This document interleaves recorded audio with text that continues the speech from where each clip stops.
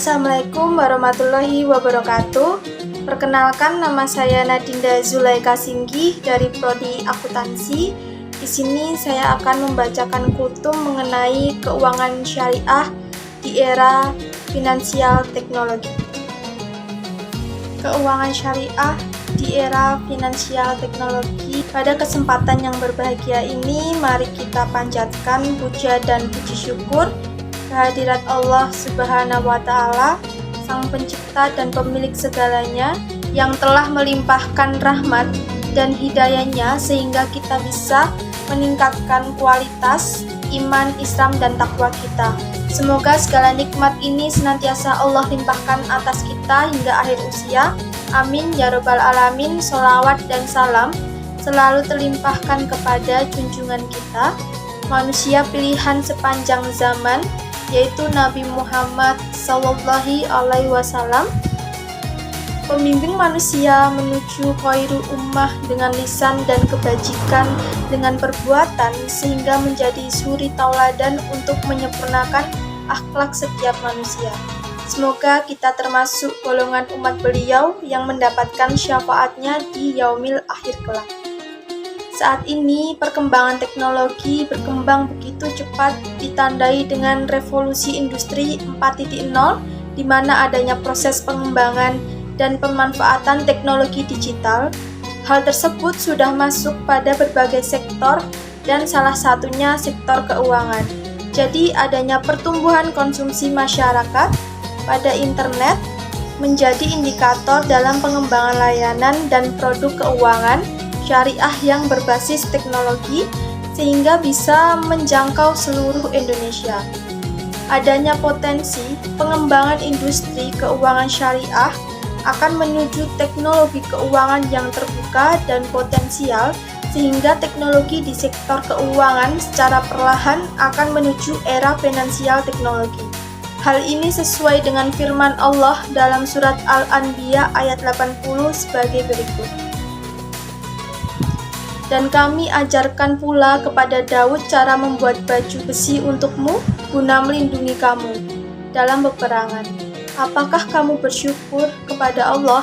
Quran Surat Al-Anbiya ayat 80.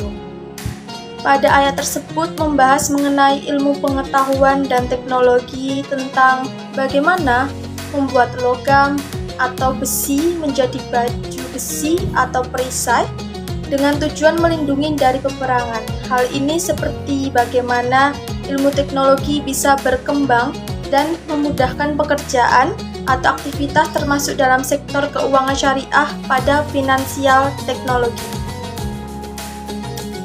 Jadi kalau kita amati, terdapat faktor-faktor pendorong perkembangan industri di finansial era seperti ini, mulai dari berbagai pola pikir masyarakat yang cenderung menginginkan hal mudah dalam menjalani kehidupan atau semakin majunya dunia digital dan smartphone, sampai pada faktor politik lewat kebijakan yang mendukung kemauan industri vintage saat ini. Sehingga jika diamati dari otoritas jasa keuangan, OJK pada perusahaan vintage di Indonesia terbagi menjadi beberapa sektor, yaitu financial planning, yang kedua crowdfunding, yang ketiga lending, yang keempat agregator, payment, dan vintage lainnya.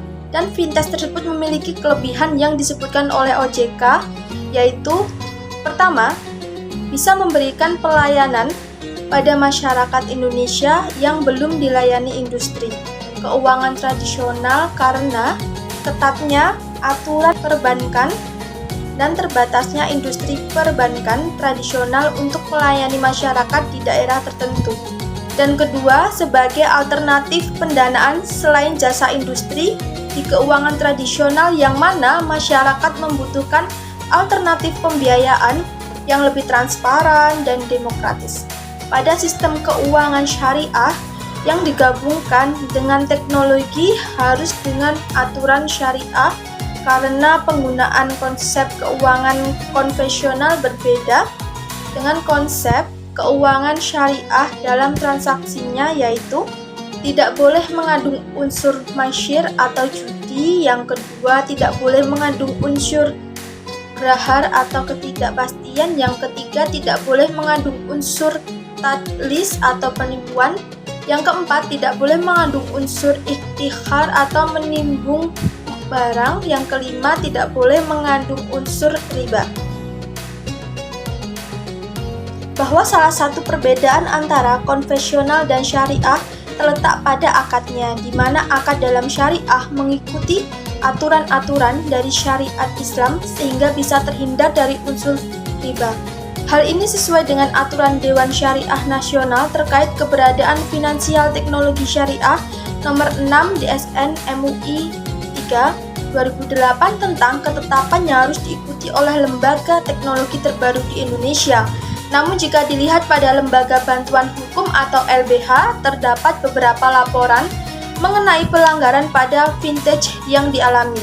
Salah satu contoh pelanggarannya yaitu peminjaman sudah membayar pinjaman tetapi pinjaman belum dihapus dengan alasan tidak masuk pada sistem atau dialami pada virtual account pengembalian salah sehingga bunga terus berkembang serta penagihan secara intimidatif terus dilakukan. Hal ini tentunya tidak sesuai dengan ajaran ekonomi syariah karena sudah melanggar aturan yang ditetapkan.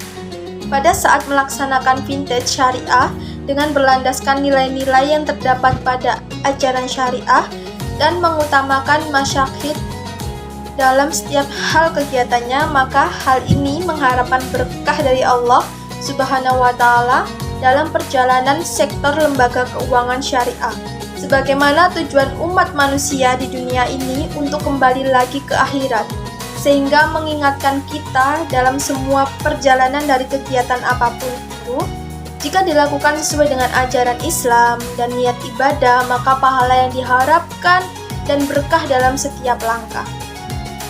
Nah, jika kita telusuri, finansial teknologi sudah memiliki payung hukum yang dikeluarkan oleh Peraturan Otoritas Jasa Keuangan atau POJK dengan nomor 13 POJK.02/2018 mengenai inovasi keuangan digital di sektor jasa keuangan, jadi keuangan syariah yang menggunakan finansial teknologi atau disebut dengan vintage syariah sebagai kombinasi dan inovasi di bidang keuangan dan teknologi untuk memudahkan transaksi dan investasi menggunakan nilai-nilai syariah dan Islam sebagai nama yang komprehensif dalam bidang keuangan, mempunyai aturan-aturan berdasarkan nilai syariah. Jadi vintage syariah yang sudah memiliki payung, hukum, dan nilai-nilai syariah yang dipakai di dalamnya membuat kegiatan ini insya Allah menjadi lebih berkah. Semoga pemaparan yang bisa saya sampaikan di atas bermanfaat bagi kita semua dan bisa diterapkan nilai-nilai syariah pada kegiatan termasuk di bidang sektor keuangan. Dan sampai di sini sedikit pemaparan yang bisa dijelaskan, lebih dan kurangnya saya mohon maaf. Wassalamualaikum warahmatullahi wabarakatuh.